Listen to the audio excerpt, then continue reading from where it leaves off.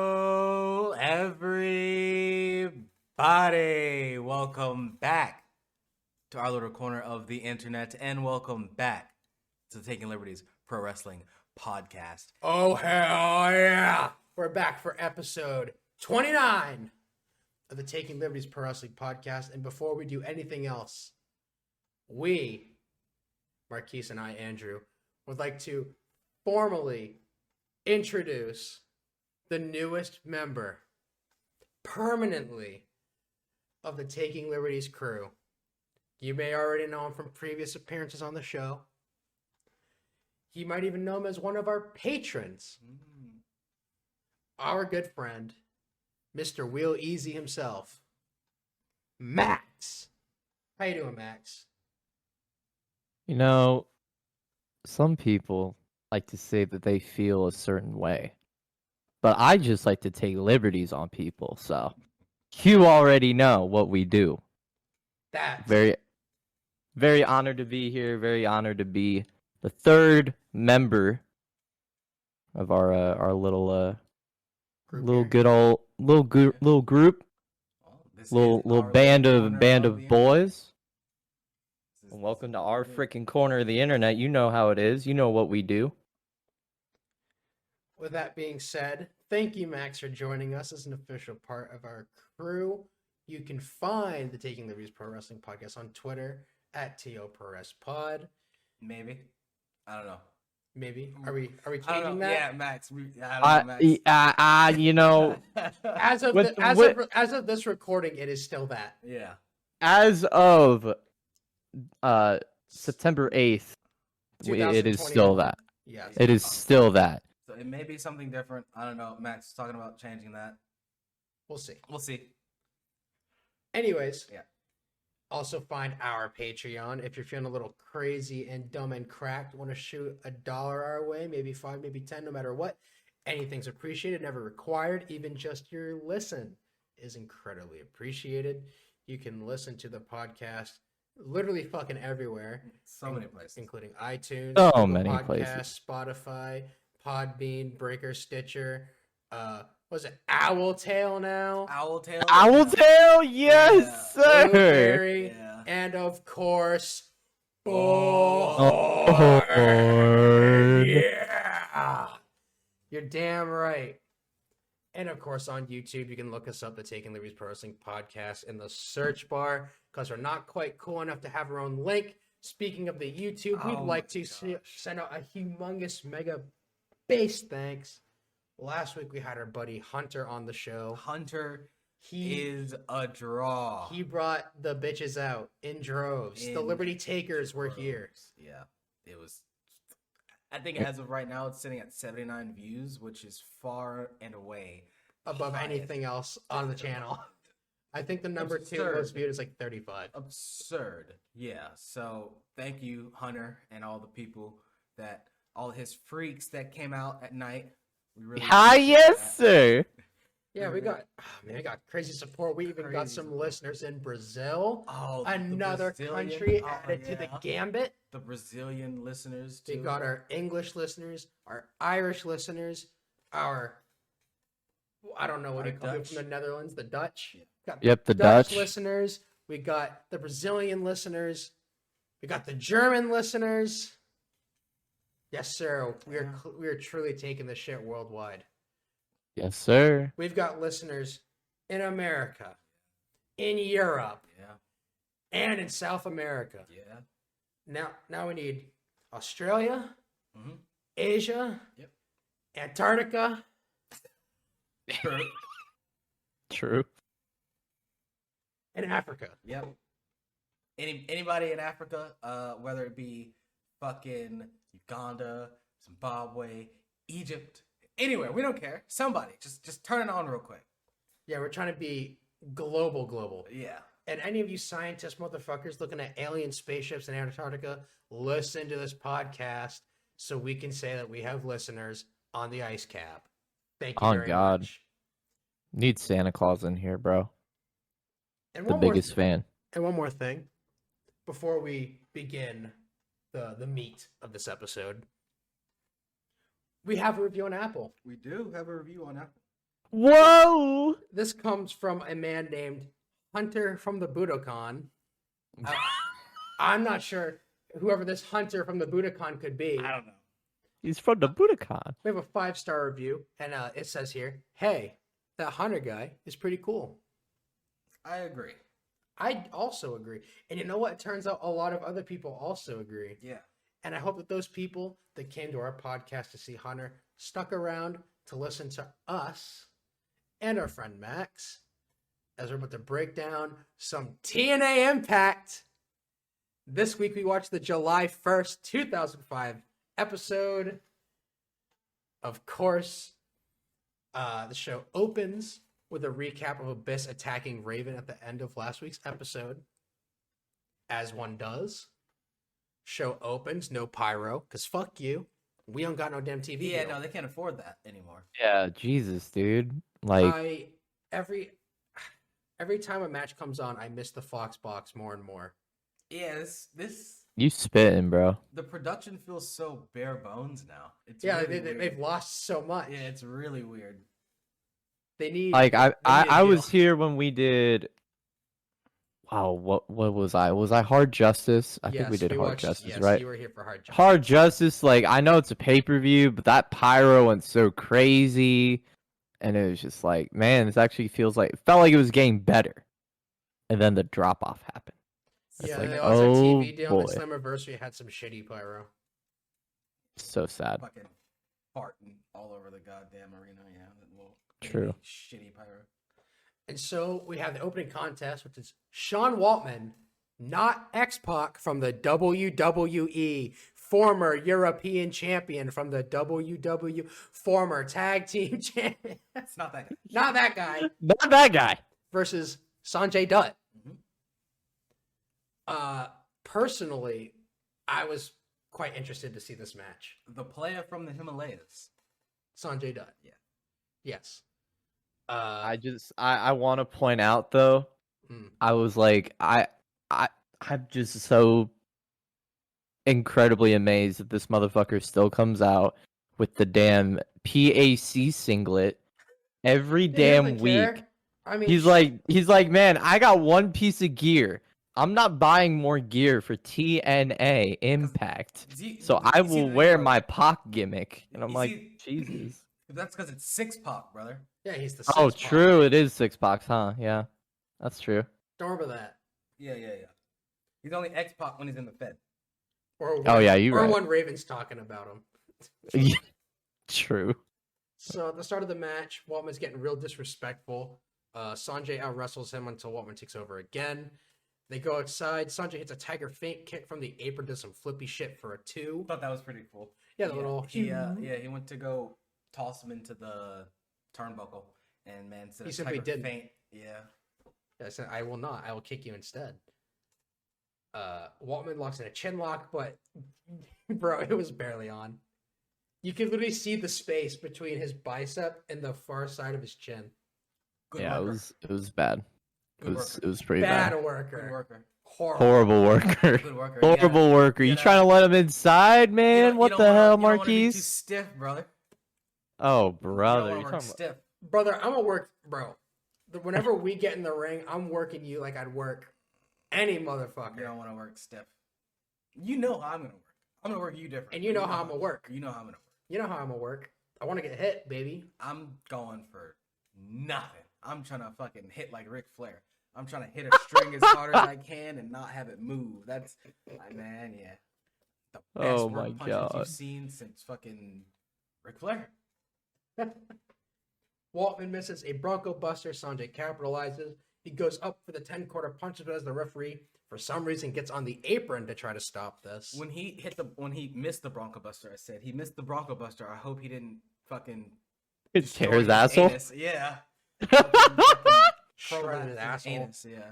Dude, every time I see him do the Bronco Buster now, I'm like, oh, yeah, that's it's, all I like, think about now. That's So all I just think about. tearing his Like, anus. like I know it's not this show. Like, it's way later No, in his it's career, and I think it's years in and years Mexico. and It's years. Mexico or Yeah, something. But it's like, I'm like, oh, that I've seen this happen.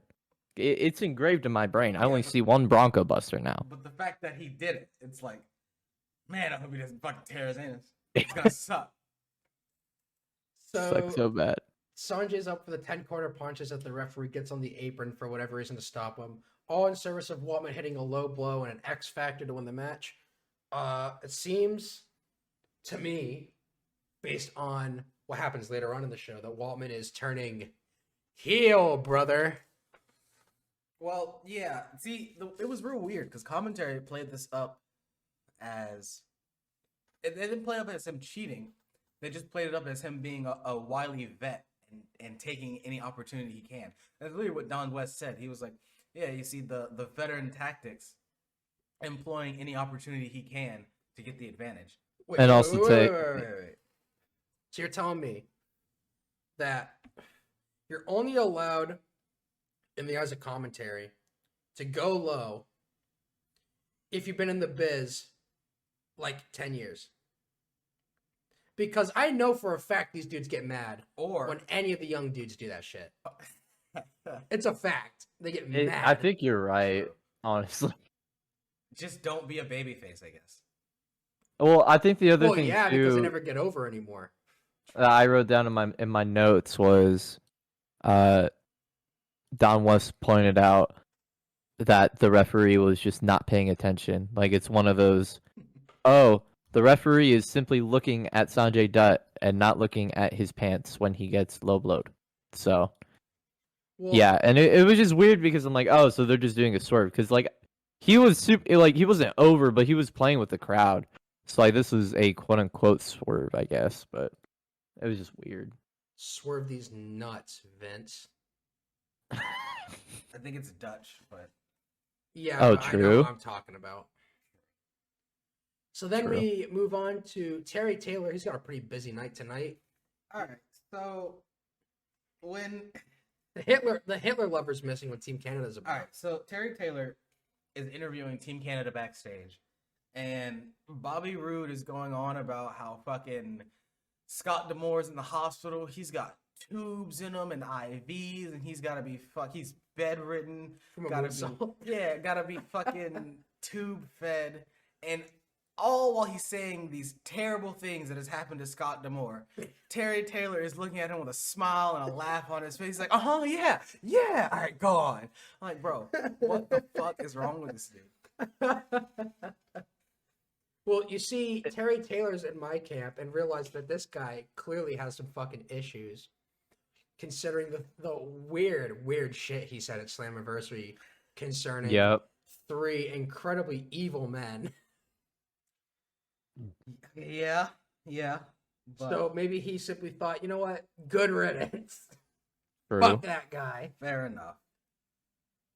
So Petey Williams tells the boys to not get down. They're still Team Canada, bitch. Yeah, so Petey Williams is the captain of Team Canada. Which is, I don't know why that's odd to me. 'Cause he's the shortest person. I would have thought it would have been Bob. Whoa, Roode. whoa! We ain't gonna shit on the shorties, man. Hold on now. Well, as a fairly short man myself, I'm not. But when I look at Petey Williams and then A1 Alistair Rouse, Bobby Roode, and Eric Young, I don't necessarily think of Petey Williams as the guy. I mean, Think- honestly, I always just thought Bobby Roode was like the one under Scott. I mean, that's what I would have imagined. But because that's Bobby Roode. But maybe Yeah. I've just got some like future bias because I know where he goes. But I mean, I guess you could make the argument that Petey Williams is the best wrestler of the bunch. At least at that time. So, yeah, I'd say Eric Young's a close number 2. very close number 2. Yeah, and he was great. He just was not there yet. Yeah, so I would say for sure. speaking of EY, Williams tells Eric Young, bro, go beat up Lance He Hoyt. said, if you love Canada, you'll go beat up Lance Hoyt. So then we move on to Eric Young with Petey Williams versus Lance Hoyt. And Hoyt and I gotta say this every time because I gotta keep track of this and see when is he no longer over with this crowd. Hoyt is still certainly Yeah, that definitely over. wasn't the case here. He is still very over. He's still very over. dummy over. Shit, even Don West was saying Lance Hoyt is like these people's son or whatever. Yeah, the he was fuck. saying Yeah, that he's like the a Impact homegrown- Zone is. Yeah, he was saying that he's a homegrown talent in that. All right, so what he said was, and I thought this was kind of funny. He said that this is the place where the Impact Zone is where Lance Hoyt really went on his own and branched away from tag team action. I was like, well, this is also the place just a few months ago when he was with that dude cutting that super weird fucking promo. See, the thing about that is though, is I don't think Dallas said a damn word I don't think he did when that either. happened. So he No. and I mean Kid Cash was shit canned almost immediately after that promo. As he should have been, because that shit was Because he weird. accused him of being gay. Yeah, just a weird homophobic. Yeah, fucking it was promo. super weird.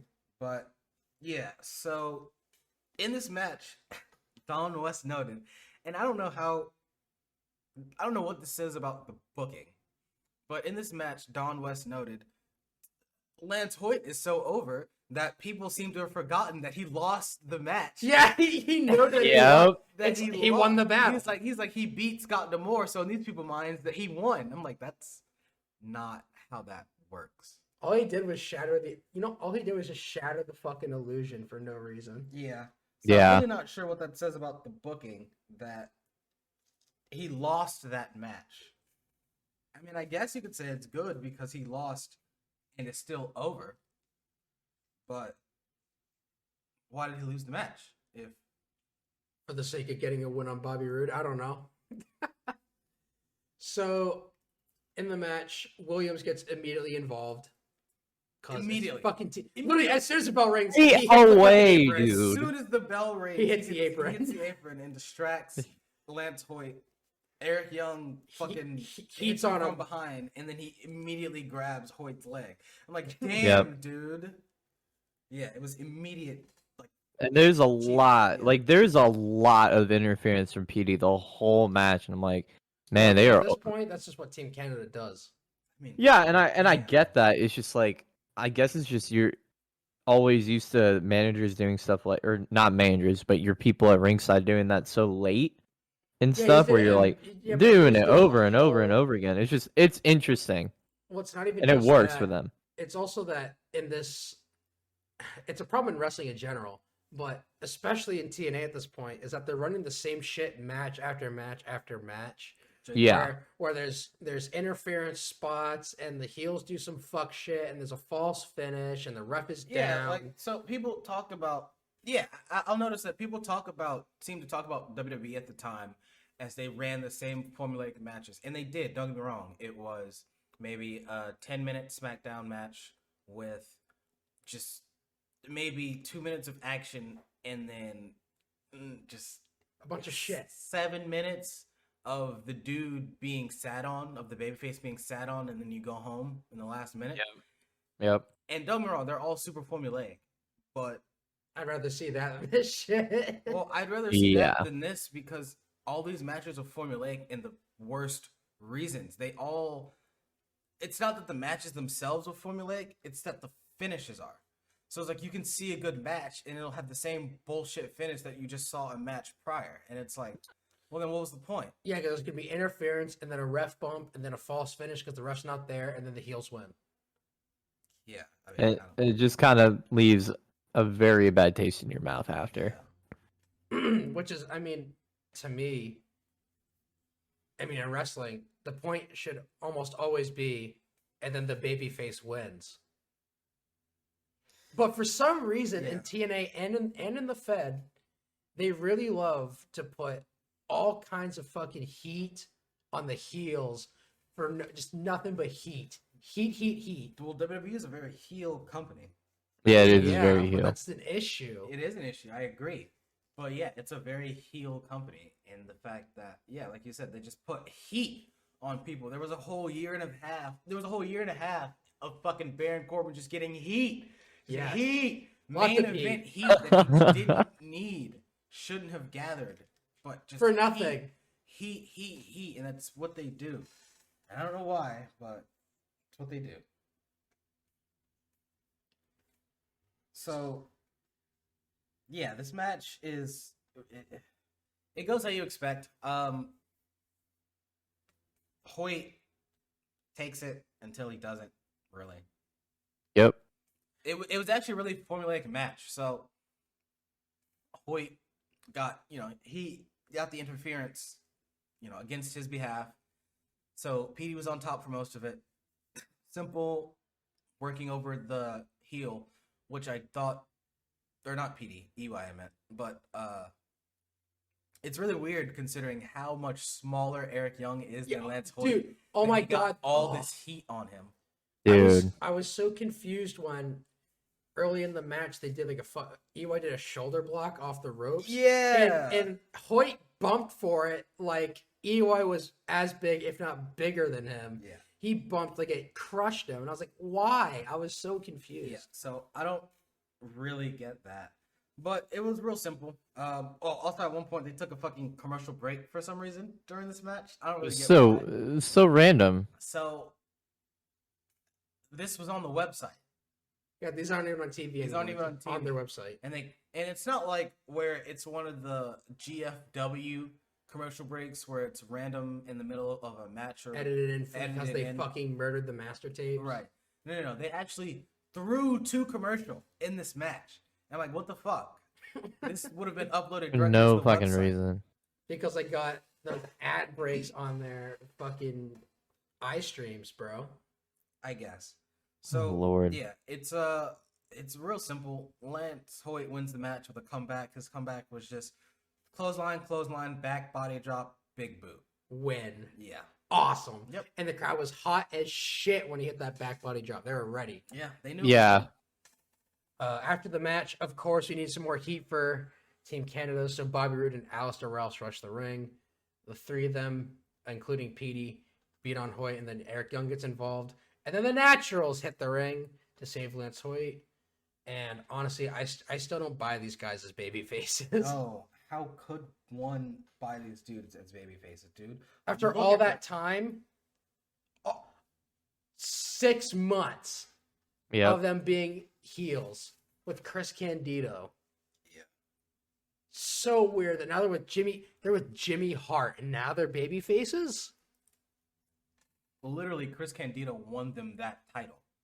Yep. Now they're just baby faces. Why? Now they are just baby faces, and they stuck them with fucking Lance Hoyt, who's more over than over can be. It's like, okay, I guess it works. Yeah, They both they're they're trying to rub some of that off on them. but the worst part- the three of them are white and they have long hair. Easy, just True. stick them together. The So. worst part is that they just simply are baby faces now. There wasn't a turn. No, they just are baby faces. There was no Yeah, they tease just or are anything. baby They just faces, are yeah. baby faces.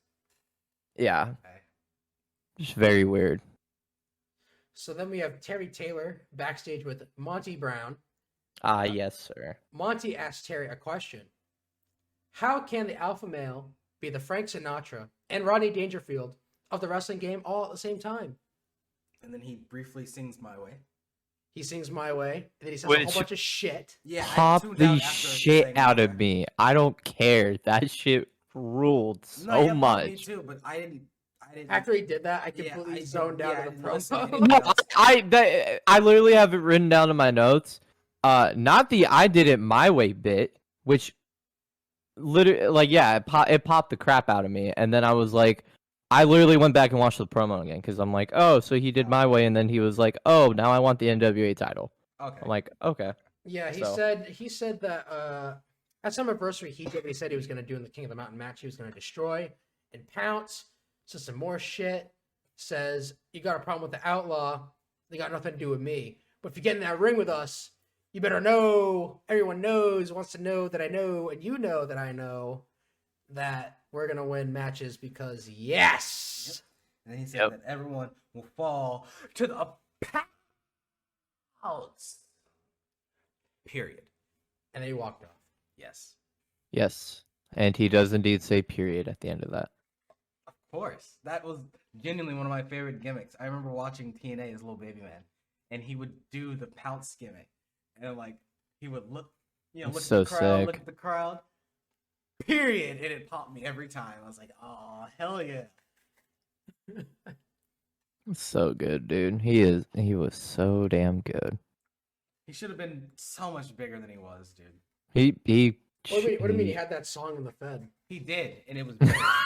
But That's like the peak he of his... deserved more. Yes, but I mean, he got that. He should have been the second black heavyweight champion. At the very Bobby least. Lashley. It should have been Marcus Corvon. Honestly. Oh God. Shit. I mean, He's spitting. in SVR08, they, you know.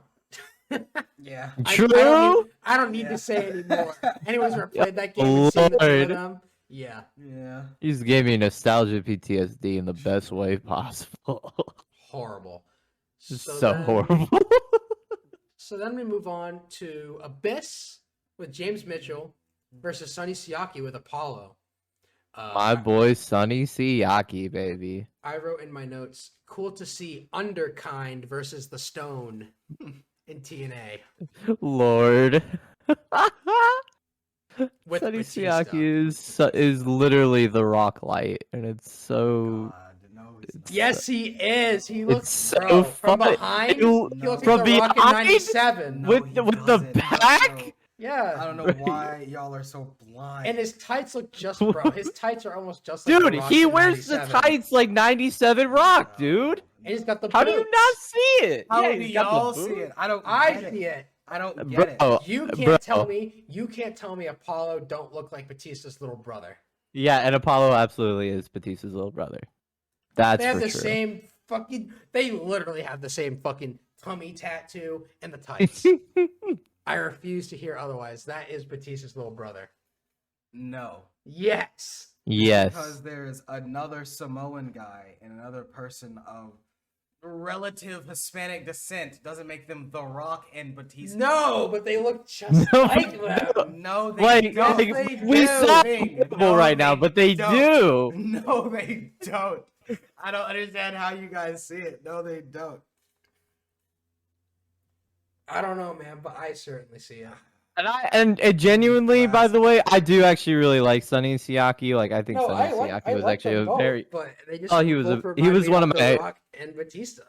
He's no Buck Quartermain, but he's one of my favorite jobbers in TNA for sure. So, quote unquote jobbers, but yeah. Yeah. So this match was nothing really. I mean, Sayaki somehow bumped Abyss. Abyss powdered out. Sayaki went for a pescado and then got caught and then fucking slammed into the guardrail. So that was cool. Yep. Yeah, a bunch of stiff chops. Abyss with a middle rope splash for 2. Huge fucking splash. He splashed. It was a big boy splash. Yeah, he gave it to him. So Sayaki at one point he went for a double sledge and got terribly caught into a choke slam for 2 count. It was very I bad. was very surprised he kicked out of that. I did too. I thought that was yeah, it. Genuinely. It seemed like the finish. Like it felt really like just it should have. because It he should have been the fucking finish. Choke slam Well, that the dude. finish came like 30 seconds later when he got the fucking black hole slam. So Yeah, and Black Hole Slam, as always said, means 1, 2, 3. Well, one more thing I got to note what's up? is after he kicked out of that choke slam, Don West happened to say about Sonny Sayaki that he has a lot of heart and determination. Gross. True. Gross. Bro, are you shitting on fighting spirit right now, Marquise? What the fuck, dude? He's just look. This guy's just mad that we watched that one episode of Tough Enough where that fucking guy Oh, from Massachusetts God. talked about having the drive and determination to do this wrestle shit. Because he fucking tripped over his own feet or whatever. And Taz asked him, "What makes you think you can do you that. can do this?" And this motherfucker said, "Well, I have the drive and I have determination." And I just fucking, how many times Bro. do you hear people say that when talking about pro wrestling? Like, I'm over it. I'm over it. I'm over it. We're just doing ruthless aggression John Cena promo over and over again. over it. Yes, sir. Oh my god. Yeah, it's my, Yeah. favorite, it's my favorite thing in the world to fucking in any random conversation Marquise and I have I hate off it. pod. I hate it. To just find a hate it. way to work. I have the drive and determination into it because God, the look on his face every time I do it is priceless. I hate it. I'm surprised this guy hasn't goozled me yet. But I know This it's gonna this would be my first promo in the Fed. I'm gonna look right at the camera when I say it too. I'm gonna little wink at him, just so Marquise can see it and roll his eyes and try to have to go smoke a blunt for that. If you're our manager, I'm walking out of the ring immediately. No, I'm grabbing your ass and I'm pulling you back at the frame. I'm walking out of the ring. I'm gonna put you in a fucking headlock. No. And I'm gonna scream to the heavens. Marquise will just pick me up by the wheels and just throw me into the crowd. You guys can fucking have him. He's your manager now. I'm the people's manager. Oh, brother. So after Abyss hits this dude with the fucking black hole slam and gets the win, who was it on the outside? Apollo goes to try and check on him, and then he gets shit canned, or he almost gets shit canned from Abyss. Abyss sets up a chair in a corner. Raven comes out, fucking puts the chain around Abyss's neck, and then rams his head into the corner, and then says, "Hey, brother, let's get kinky as fuck." Let's see this chain. You really like to wrap it around people's necks, Abyss. Well, maybe I want it wrapped around my neck. And your neck. At the same time. Goddamn right. So I want a goddamn no sacrifice, no surrender, goddamn dog collar match. Yes. You can't submit. The only way this match ends is when I pin you and I'm finished with you, you piece of trash. Yeah, so he proposes a dog collar match at No Surrender that I assume can only be finished once someone is bred. So,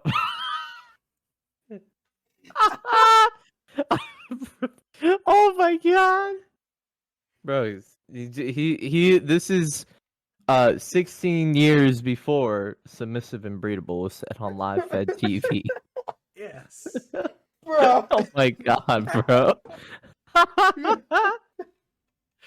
But I did not see that coming. basically, Oh but to my make God. they made it so like I don't know why. I feel like you leave like the little things up to the commentators or the official like match promo stuff. But Raven literally says you can't quit, Mitchell can't throw the towel in, and it can only be won by pinfall. I'm like, damn, so you can't just not like win with a fucking like cloverleaf? That sucks. No. Put the cloverleaf in. No, man. because he doesn't want Smith to fucking submit from the beating he's gonna lay upon him. There is no submission. Only breedability. Oh yeah, true. True. God damn it. Only submissiveness, but no submission. Exactly. Right. Exactly. Speaking of True. submissive, we have Simon Diamond. So, alright. So Oh my after- god. literally, after the fucking weird Raven promo, immediately, like there's no anything in between. You immediately cut to Simon Diamond coming out with Triton. I'm like, what the fuck? I didn't even have time to digest what just happened.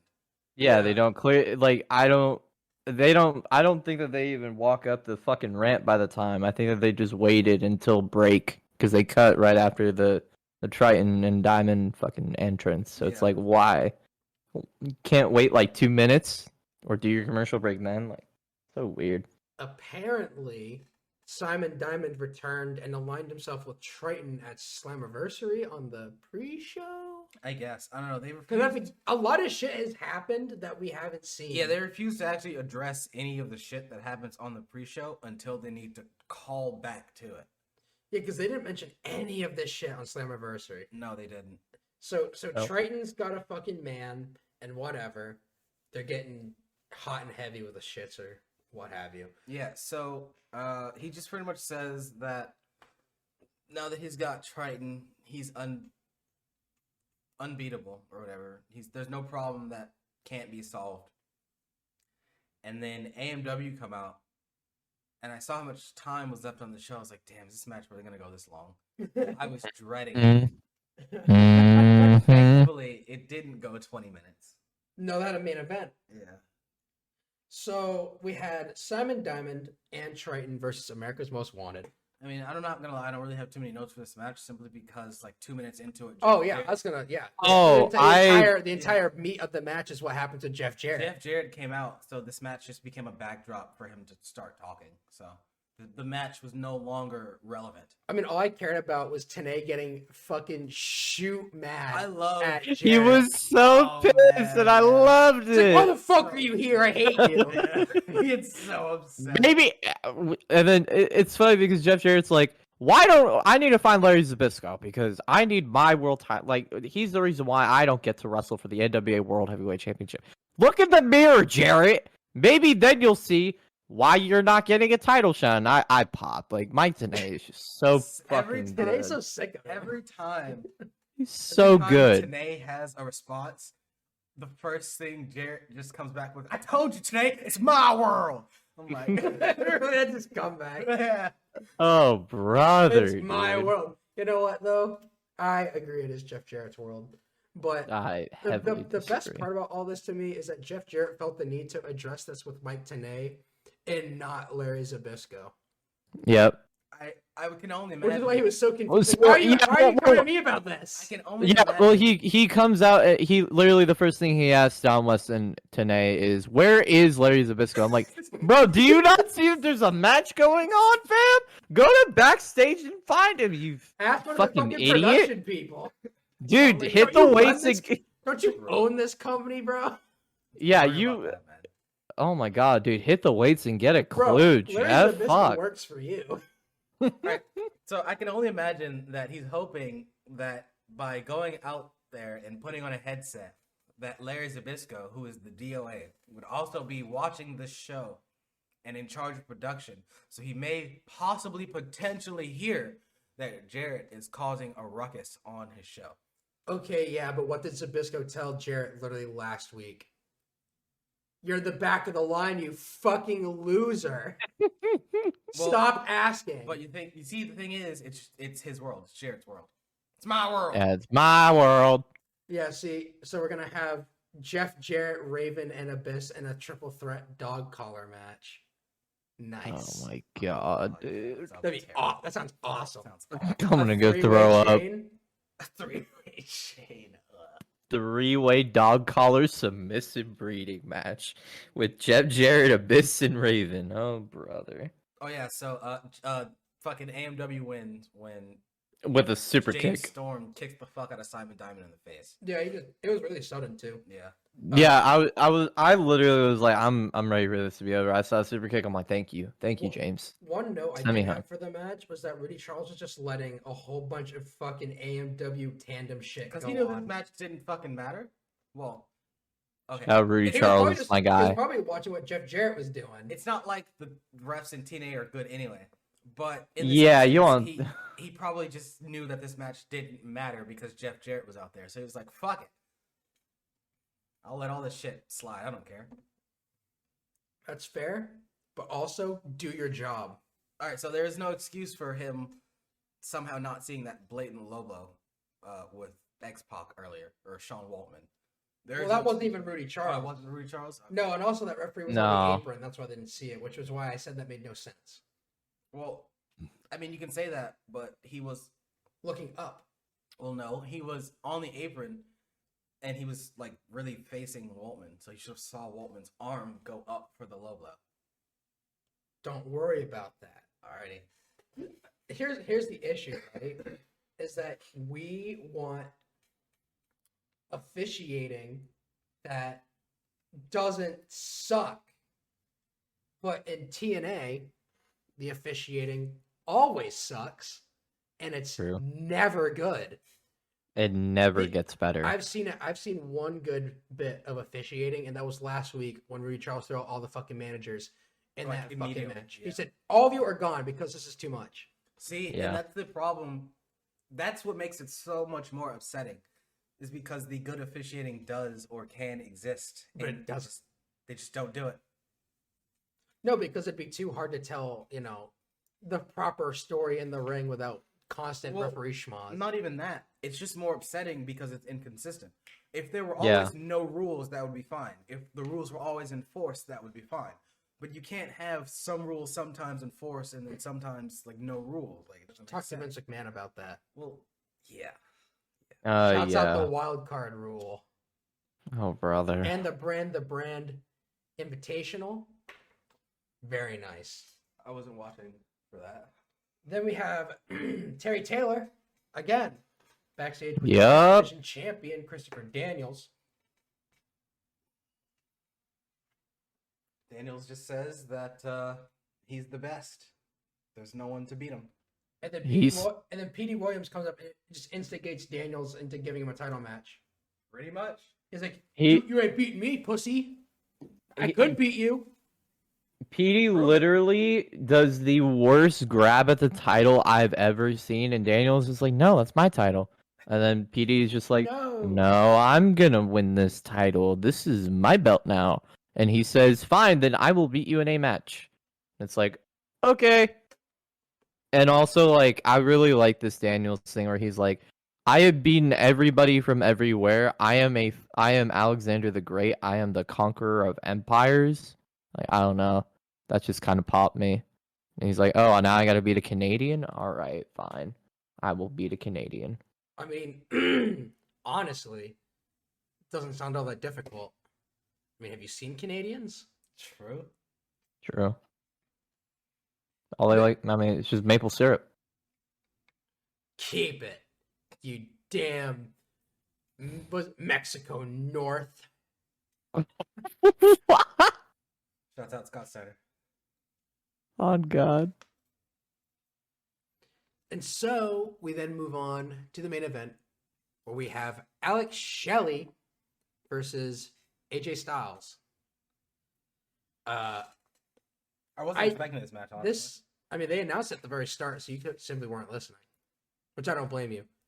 At the beginning of this match, I realized that because the TV deal ended when it did, AJ's entire reign as champion just didn't happen. Yeah. No, it didn't. He won the title and then lost it. So, I mean, so weird. Technically, he was champion for a month, but We didn't see any of it. there were no. Saw none of it. defenses, There were no TVs or anything. Like, I mean, he held the physical belt for a month, so It technically did nothing. he had a 1 month reign. And then Raven just has the belt now. Yeah, it's really fucked So. up. Very fucked. So the match is pretty back and forth at the start. AJ does a hammer throw to Shelley so fucking hard he does a front flip. Yeah, Which was sick. super extra for no reason. I like whenever. I like whenever AJ has to get his fucking drop kick in there. Yeah. He's so hyped for it. Well, of course, because it's like, yeah, that shit looked good, didn't it, bitch? Yeah, I know that shit looks good. I did it in a mirror once. I watch my own matches back. Bunch of shit, wrestle things. Shelley locks in a modified octopus stretch that looks pretty cool. It was cool. Obviously, it seems that Alex Shelley's gimmick right now is that he knows all the wrestle styles, so he's doing lots of shit. And of course, TNA is just fucking blowing him on commentary. He's like, yeah, he knows Japanese strong style and a little bit of that MMA style and yada yada yada and so forth and whatever and what fucking have you. AJ starts a comeback and then Sean Waltman walks down ringside and joins commentary. The outfit he was wearing here was crazy. Bro, he was fucking Dripped. dripping. Dripping. So hard. Man had the giant diamond cross. I was like, oh my god. See, Sean Waltman cannot afford new gear with Pac not on it, but he can definitely afford a giant diamond cross, baby. And a Shout out fucking- Shawn Michaels and shout out Jesus. Yeah, and a suede jumpsuit.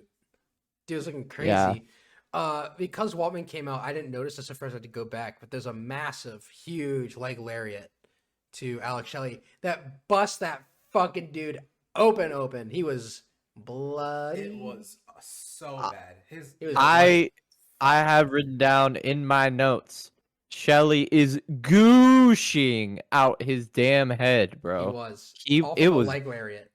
Yeah, all from just this sick ass heel kick lariat thing that AJ did, and it just, yeah, it was nasty. He fucking gave it to him. It was snug too. It was Well, clearly that's what Fuck. busted his fucking face open. So the two of them are on the top. Shelley pushes AJ off. Shelley then hits a reverse fucking pedigree. I don't know what this shit was. He had him flipped upside down. Dude, Fucking face to gooch pedigree. I'm not gonna lie. I was like, this is awesome. that move rules, I but thought that shit nobody's was ever so gonna lame. take that again. I thought that shit was so lame. It was 'cause awesome. He had It to, sucked. it was was terrible. so- He had to like reverse something that AJ did and fucking put his Put Half his his mouth on face. his. yeah. Yeah, suck my taint and die. Dude, this is literally the kink episode of TNA wrestling. Yeah, she was getting kind of hot.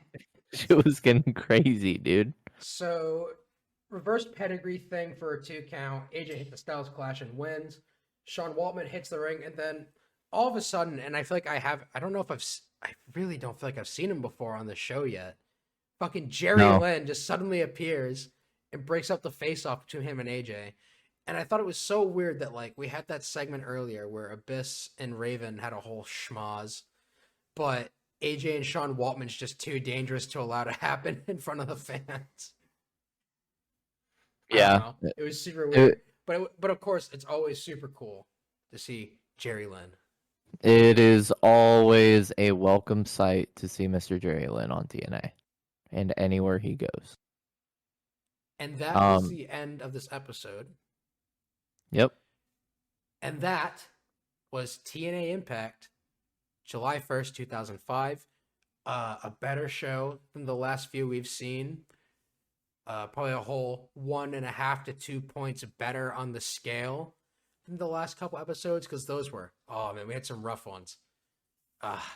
Some of those were really difficult watches, even with these shows only being like 45 minutes or so. I mean, Marquise can attest to it. Like, man, some of these shows were just tough. Yeah, it's sometimes a huge slog to get through, genuinely.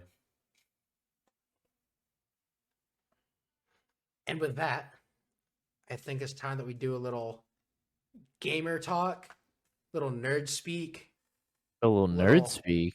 Little nerd speak for the people. See, the blunt's really hitting for my man over here. He's all fucked up. My voice is just really, my throat is super dry from talking and smoking at the same time. Cooked yourself, kid. Yeah, you had to do a whole fucking lap. Yeah, that's why I disappeared for like the last 2 or 3 minutes. Bro, you did a lap for me. He did a lap for me. I appreciate Yeah, it. I did a damn lap. So it's been a minute since we've done this segment, but we thought, well, it's time to bring it back now that we have our official third member. Of course, I don't know what we really call it. I just call it our nerd speak, talking about fucking geek shit in pro wrestling. Yeah. I love geek shit in pro wrestling, man. We've previously talked about Goku and John Cena basically being the same person, Vegeta being a B+ player, Oh God. and shonen anime basically just being a whole bunch of pro wrestling tropes. Yeah. Yep. And I think this week we're gonna talk about. I think we're just gonna take this opportunity to shit on the Fed for a minute because we feel like it. But Oh, always, baby. I feel like this week we're gonna talk about anime filler and Monday Night Raw. Ooh. So anyone who knows and wants to know who should ever know and knows that in a lot of anime, there's this thing called filler, which is content, which may be episodes or scenes or even entire arcs that are basically not important, mean nothing to the overall story that's being told. So a filler scene could be when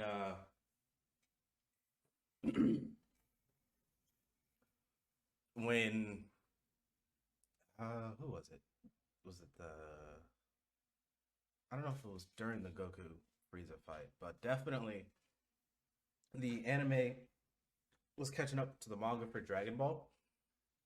And they had to pad time, they had to pad the runtime. So the Z fighters on King Kai's planet facing the Ginyu Force, complete filler. Oh yeah, that shit. Yeah, true. Yeah, I remember, like that stuff, stuff that means absolutely nothing to the grand scheme of anything, completely self-isolated pretty much the entirety of Monday Night Raw in the modern era. Yep. Unimportant, nothing happening, doesn't matter. Shitty stories that mean nothing for people that nobody cares about. And if they Honestly. do care about them, like, it doesn't matter because they're not going over and they're not getting built up because it's the Fed.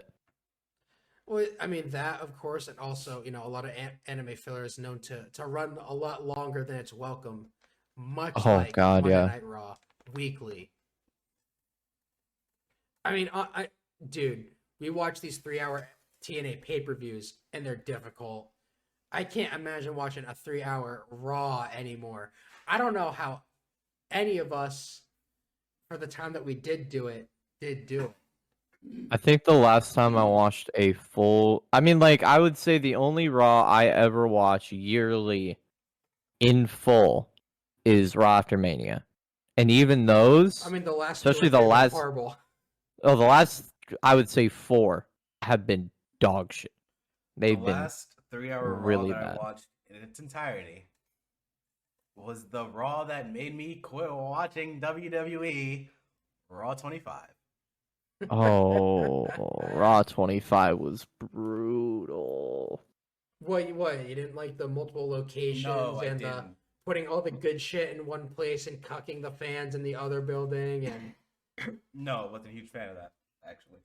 crazy. It was it's it's a hard concept to grasp, but maybe you should actually just do cool shit in one arena and not like one Split the completely shit all cuck up. everybody, and two just make it easier on also your production crew and not make it look like dog shit. Like, I mean, don't also, know. I remember those pictures coming out. What was it? Was it JR that fell asleep at the table? Oh my god, yeah. He claimed to have just been looking down, tweeting, but yeah. Definitely looked Yeah. like he was sleeping. That man was napping. He was taking an old napski, which is what a lot of anime filler does to the people who watch it. He was taking a little napski and then he was tweeting about boobies on Twitter. Nice. So I can't Because that's what remember the JR exact does. thing that made me stop. Aside from Raw 25, I can't remember what led up to all that made me stop watching WWE. But I definitely remember just feeling like my intelligence was insulted all the time. Well, yeah, because I mean, It nothing is. matters. Yeah. So you watch these things like anime filler. You watch all this shit, and then you just gotta keep going through it. And you watch it and watch it. Nothing matters. And then, especially with an anime filler, everything just kind of has to reset to a point so you can get back to the main story. Yeah. And it feels like WWE is always resetting. So yeah, every other show. yeah. And that's not to say that all filler is bad. No, it's not. Just like not every Raw is bad. No, it's not. Yeah, no, of course. I mean, there were at least 2, if not 3 periods where Raw was actually pretty good Yeah, to great frequently. completely agree. Much like, completely agree. I feel like a commonly well-liked anime filler would be in Dragon Ball Z, for driving example, the 10 days leading up to the Cell games, the slice of life Oh, Gohan dude. anime that we received. That is, Some of the I'll be best com- filler in anime. I'm gonna drop the hottest take just because it's just how I feel on the inside. It's one of the biggest reasons why I like the Cell Saga more than the Frieza Saga. Because I got to bond with my boy. That's my dude. That's fair. I mean, the episode with Gohan's birthday and he gets kicked out of the house, and then Goku and Chi-Chi get freaky. that And rock, then that rock strong. make it go 10. Yeah, the Rock being stronger than Goku, and they were fishing, and Goku was in the fucking jacket in the car. Yeah. Dude, the Those are the jacket is stuff. so base. That Yeah, jacket the rules. brown and orange jacket. That's my guy. Then fucking Gohan goes to a village, and he gets to fight fucking Tao. fucking Tien Tao, bro. Cyborg Tien Tao. I'm like, bro. Growing up watching Dragon Ball when I was a kid, I was like, yo, I know who that is, and all my friends were like, who's Tien Tao? Who the hell is this guy? I'm like, you are not a real fan. Tao This is High my Five. guy. Yeah, Cal's the fucking man. guy with gun and arm. True. Knows Motherfucker all will forms kill of you martial written on his arts. back. Yeah, He true. leaves the scene of a crime with "kill you" written on his back. In pink. A Hot pink? Hot pink jacket. Very noticeable guy. What's more based than that? So based. My fucking idol. I'm absolutely in the Fed putting "kill you" on the back of my pink coat when we walk to the ring, bro. Honestly, That shit's happening. that sounds sick. A pink coat? That sounds awesome. It does sound pretty sick. It does sound pretty sick. To get some pink gear made. Oh god. Will happen. Pink rules. If you don't like pink, Fuck you. you're just you literally just You're have lying. problems with your you literally just have daddy issues and you have problems with yourself. Damn. True. Sorry. I I'm we sorry, know- I just mean, I had to you shoot know, for a second. I mean, Marquise and I know a thing or two about. Parental issues. Yeah, we know a thing or two about that. Yeah, but we don't have. Yes, It's sir. the other. It's the other parental we have figure. Mommy issues. It's the other parental figure. So- That's fine. Any So- any big titty emo goth girlfriends out there listening to this know that I, Andrew, have mommy issues. True. So I, there's however, am taken. so and then you have me whose mom died when he was really young. So there we go. The mommy issues board is complete. Oh wow. So Look at that any surprise back- goth mommies, any any girls with them big old the goth Hearts. milkies, I'm available. I will. You can sit on my lap and we will roll till the sun sets, baby. I got you. Man said Milkies? Milkies? That's wild. And Yeah. I think with that, I think we've made our point. Yeah. I Talked True. a little bit about our comparisons with Raw and anime. Yeah. Yeah. Filler sucks. Filler does suck. Speaking of anime, this week on the Blast from the Past, brother Yeah. segment, When you said Tiger Faint Kick earlier, I wanted to bring this up then, but didn't want to blow the load. don't blow it yet, brother. This week, for our retro review, we watched the first episode of renowned wrestling anime, Tiger Mask W. Hell fucking yeah. Based. Episode based. 1 titled The Two Tigers. Before we start, this show is fucking incredible. It's so fucking good. Oh my god. I need to dude. say it now. I'm mad that we watched this for the pod and I didn't get to watch this on my own time. Because True. I genuinely this anime is 24 episodes long. Yeah. I genuinely want to watch the rest of this after seeing this first episode. But I know I gotta save it. Because I know we're going to revisit this Yeah, we'll circle back. down the line. Absolutely. So, the opening song of this show reminded me of Initial D in the best of ways. All I could think of was fucking gas, gas, gas while hearing the song. Super sick. Nice. Anyone who knows that song was fucking wild. It's on my list. I need to watch it. So, the episode begins with a contest in the ring. We have a masked figure, the Yellow Devil. Yeah. Now this dude, Was metal. yeah. So, So metal. I mean, how would you? Well, just to describe the Yellow Devil, masked dude, long hair, based body, All yellow. all yellow, tights, Mask. I think he had white or white boots. White boots and then like a yellow like hornet mask. No, it looked like a hornet or something. Like This it was guy, devil. this guy exuded evil. Pretty much. Mm-hmm. Better than evil ever did. I'll tell you that. And what Marquise, what was this Yellow Devil's gimmick? What gimmick did he have? So he did a move. Literally, the first thing that we really see, the first move of the match, is the Yellow Tornado. And he just fucking slices He a chopped. gash Yeah, he just across, chops him with a gash. right across the chest, just bleeding immediately. Yes, his opponent, Daisuke Fuji, in the ring with him, gets sliced across the chest with a fucking chop. Yep. Giant hole in his body.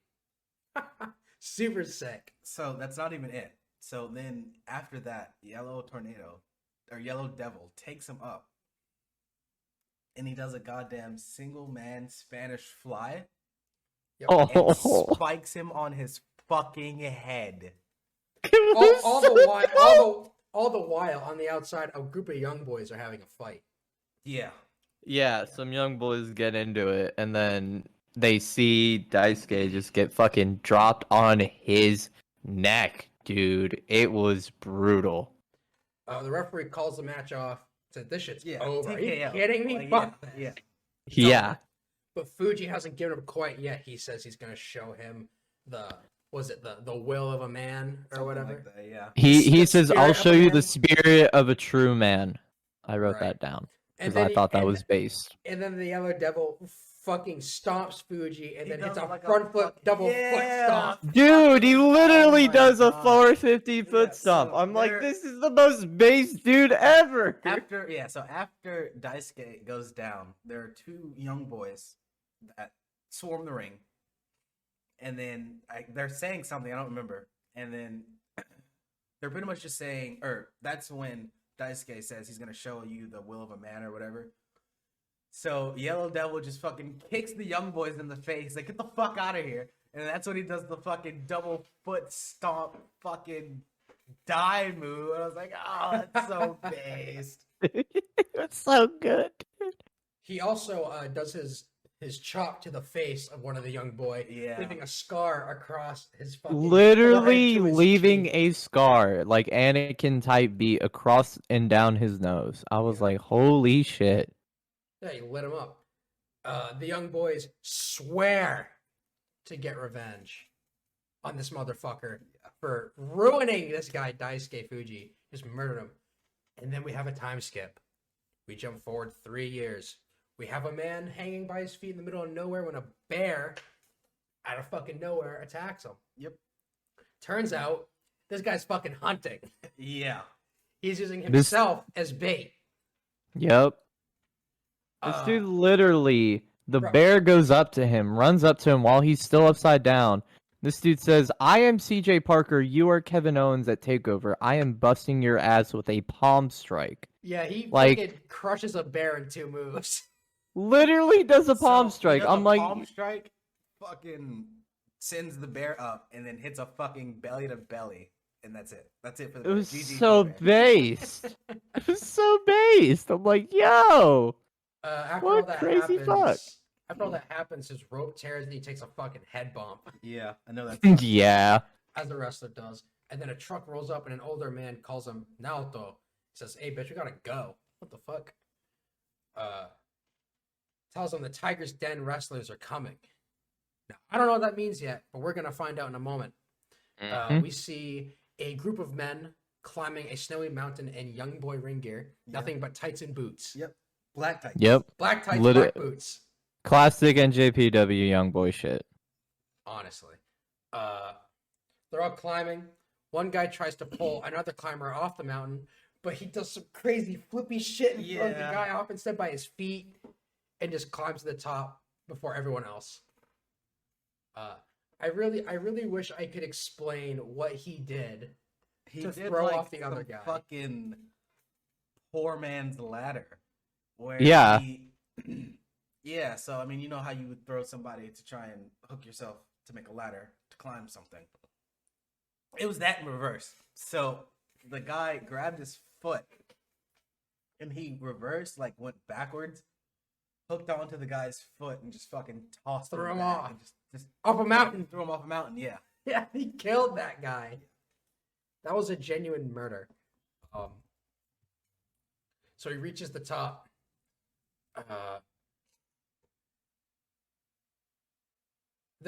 We're given the name of this guy that we're following here, the one who was cut in the face, Yeah. the young boy. His name is Takuma Fuji. he reaches the summit and he meets this agent, Miss X. Miss X. Missy X.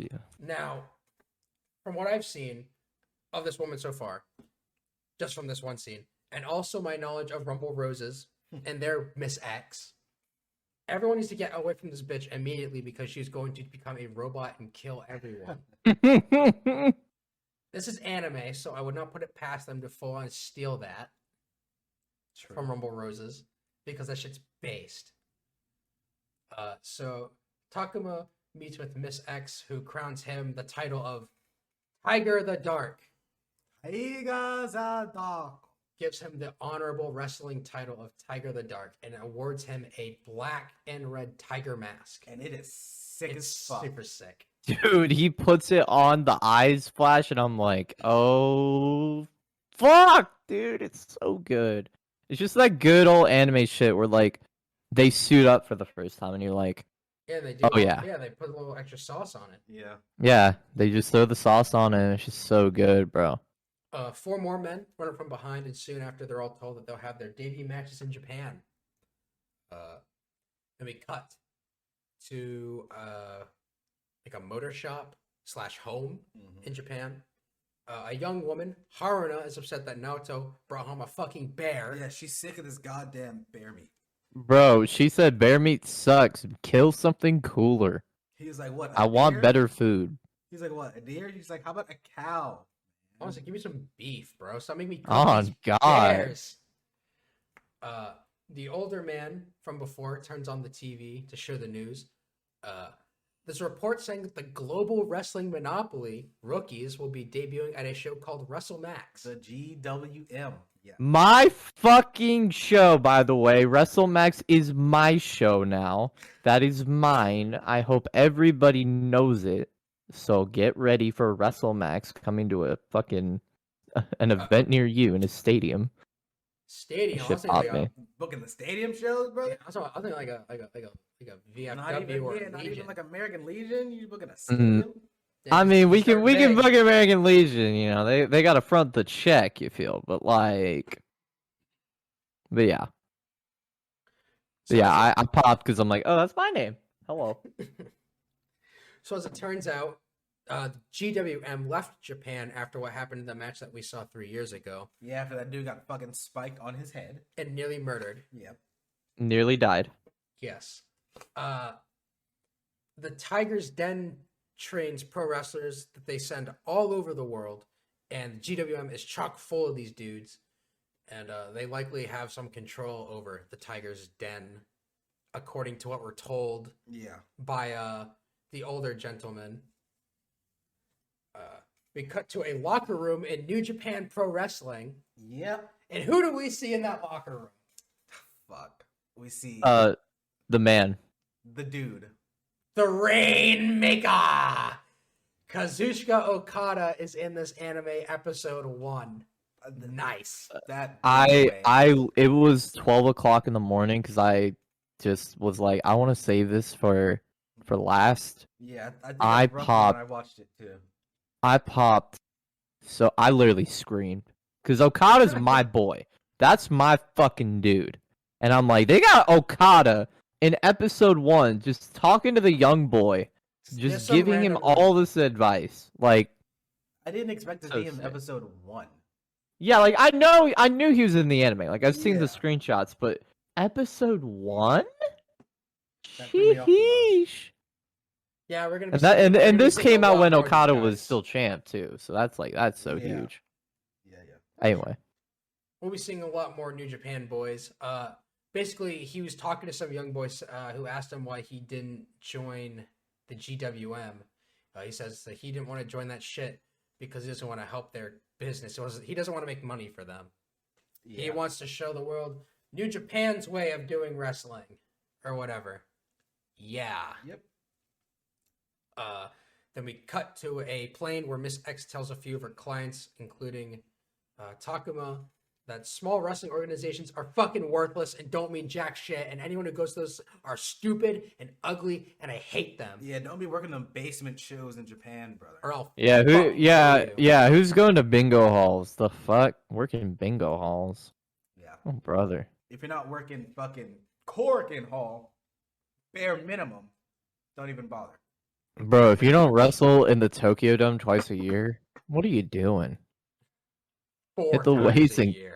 True. hit the weights and get a clue. How many times do I gotta say it? That's true. So then we cut back to the bike shop where Naoto lives. He's on his sick ass bike, gets ready to head out towards the WrestleMax show to confront some dudes over the Yellow Devil thing. Now that he feels that he's ready as a pro wrestler.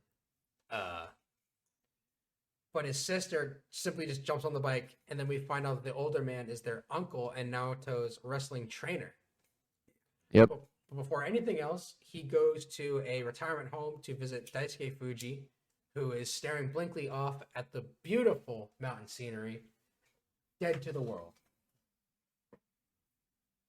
Genuinely, he was just staring off like he was dead inside, which made them having an actual conversation super jarring to me. I mean, that dude got fucking spiked on his head and then a gash in He- his chest. Like, I don't. And he's just sitting there in a wheelchair, and he's just like, I don't know what to live for anymore. He gets a reaction out of him to begin the conversation when he lets him know that the global wrestling monopoly is returning to Japan. Clearly not too happy about that, considering those dudes let Yellow Devil schmurder him. Yep. They talk about a bunch of shit. He's gonna show true spirit of a man. Then we cut backstage at the WrestleMax. Takuma asked one of his elders, Odin, what Yellow Devil has been up to since that match 3 years ago. Odin was one of the young boys who was in the brawl outside of the ring Yeah. when that match happened. He threatens to fucking bury Takuma for talking to He him like that. He's like, literally he says, says, "Talk to me like I that will again, I'll bury you. Yeah. He says, if you talk to me like that again, I will bury you. Which got True. something out of me. True. Dude, this show is so They know their fucking dope. audience. Although I didn't see an issue with the question he asked. So, like, I don't know what Yeah, the he issue literally was like, "Oh, hey, how's your the guy that you were at ringside for a couple The years issue ago?" was this young boy talking out of turn. Yeah, and he's like, "You are too young. You are a rookie. Get the fuck out of my face, you fucking though- loser." Which is funny because they were literally young boys together 3 years ago. But Yeah. this guy's still a young boy. Takuma's still a young boy. That's the issue. Yeah, and yeah, True. So, all that. And then we cut to this wrestler, Kaio Mikasa, in his dressing room. He's booked for the main event match against Odin on this card. He's stressed because he's like, oh, fuck. I'm a die out there. I'm a die in this bitch. Yeah. It Yep. was stated that this guy is definitely not a main event talent. yeah. He Naoto says like, "Oh, he is not the big star that like they hyped him up to be in the promo packages." So like, yeah, He was offered a lot of money to take on Odin in the main event. Yeah. But Naoto's uncle fucking infiltrates the locker room without making any sound. Somehow. And he talks to him and he says, I've got an offer to make you, kid. I'm the former pro wrestler Ken Takako. Was it Ten Takoka? Yeah, Something like that. Takoka. I think that's right. Yeah. Then we skip forward to Tiger the Dark's match. Outside the arena, Naoto and Haruno have arrived on their sick bike. And then we cut right back to inside, and the match is over, and Takuma wins. I was like, man, I want to see this cool ass finish. You fucking cucks. Nope, all you saw was Tiger the Dark with his hand held high. Well, this is an anime, brother, and anime is pro wrestling. You know we gotta build to the finish. Yeah, You gotta true. Gotta earn it, kid. So then we skip forward to the main event. Kaio Mikasa versus the Global Wrestling Monopoly Pacific Champion, Odin. Miss X is the announcer for the show, and she fucking buries Kaio by specifically calling Odin Big Star Odin. Yeah. Yep. Kaio points to the ramp, and suddenly a yellow and black blur runs past Takuma, who's standing at go position.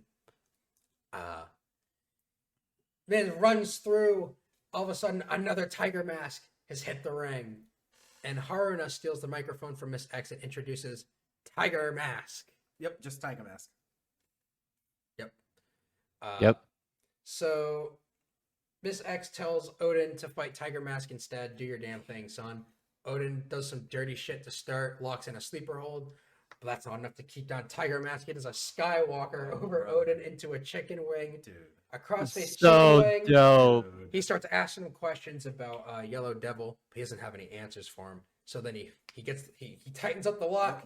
He does does a back suplex. He does. All right. So, oh man, it's pretty much he fucking has this crossface chicken wing applied, and he takes him back like he's doing a dragon suplex, and just fucking sheer drops him and dislocates the dude's shoulder. Dope. oh my! And the way he held the bridge after was so disrespectful. Yeah, I was. And Odin just is sitting there writhing in pain, saying, "Oh, he fucking dislocated my shoulder. Fuck, I can't go on." And then Miss X is like, "If you don't keep going, you will face the Tiger Execution."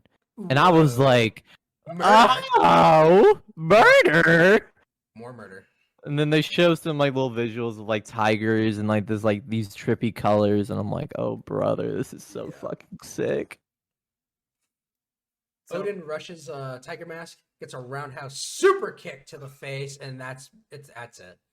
Yeah. Tiger Mask tells the referee to call the match as he just runs out of the arena. But Miss X tells the referee to count a ring out. So Odin wins the match, but Tiger Mask is the one who got to leave under his own power. And then Naoto and Haru get on the bike, and they fucking leave. Yep. And they do cut back to Daisuke. Daisuke does end up watching the match. And the nurse asks if Tiger Mask won. He said he lost the match, but he won the battle. And I was like, and that like, was also, just such good anime shit. So it seems like pro wrestling is a shoot in this world. seems like Yeah, there's no. It seems to be in this world that these are legit matches that are like actual like MMA or boxing type shit where you are trying to win. If you don't win, it is not scripted. You lost. Dope. Which is sick. Yeah. I mean, if it means I get to see lots of dudes get fucking sheer dropped on their head for shoot skis, and I'm here for it. Then I'm here for it, brother, because, oh, man, I love that shit, dude. Oh, man. 2 sheer drops in one episode. Yeah, so, like Max said, we have Daisuke, who says his thing, and that's the end of the episode.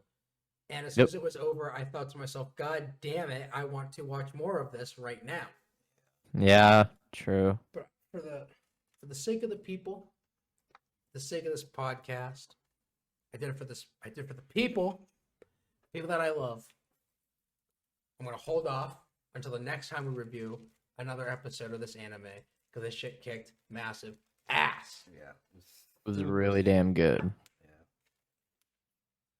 And with that being said, I think now is also the end of this episode of the Taking Liberties Pro Wrestling Podcast, episode number 29. Wow. 29 episodes, huh? And our 7th consistent episode coming out on time because we told you and we told you and we told you that this shit was back for real. And now you can't argue it. Nope.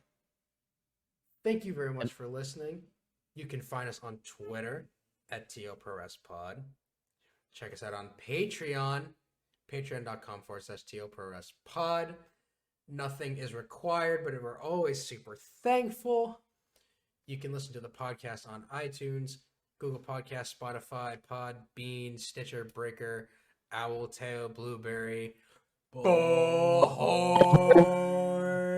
Yeah. Is there anything you would like to say before we close this episode, Max? No, just I'm super thankful to be here. Glad to be the 3rd member. Looking forward to doing a lot of things for the Taking Liberties brand as a whole. Indeed. So just keep up with us. And we're gonna be doing some really cool shit. Hopefully, everybody can be a part of that. So.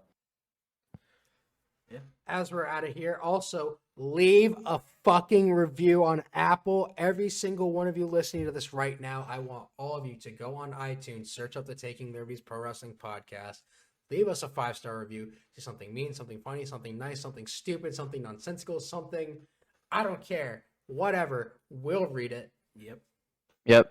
And if it's not 5 stars, you're getting teardrop, brother. I'm sorry. I don't write the rules. That's true. Thank you all so very much for listening to the Taking Liberties Pro Wrestling Podcast. We've been your hosts. Have a great night, and we'll see you later. Bye-bye. Bye-bye.